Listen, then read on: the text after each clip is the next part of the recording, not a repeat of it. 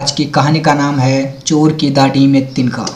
तो चलिए शुरू करते हैं आज की कहानी। एक बार की बात है, बादशाह अकबर की सबसे प्यारी अंगूठी अचानक गुम हो गई थी।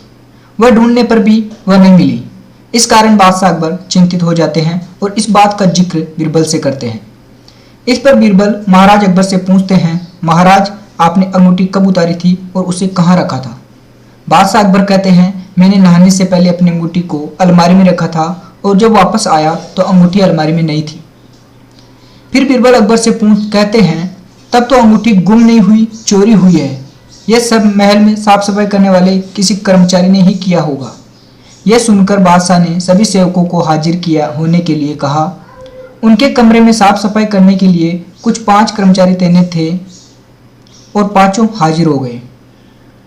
सेवकों के हाजिर होने के बाद बीरबल ने उन सभी को कहा, महाराज की अंगूठी चोरी हो गई है जो अलमारी में रखी थी।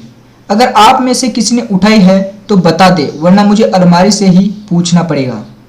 फिर बीरबल अलमारी के पास जाकर कुछ फुसफुसाने लगते हैं।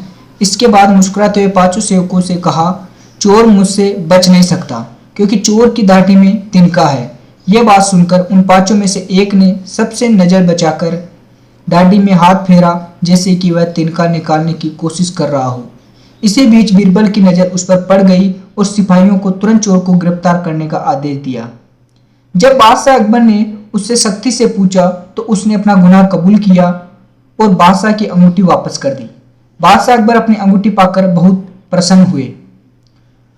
तो दोस्तों, आपको हमारी कहानी कैसे लगी? इस कहानी से हमें यही शिक्षा मिलती है कि ताकत की जगह दिमाग का इस्तेमाल करने से हर समस्या का हल मिल सकता है।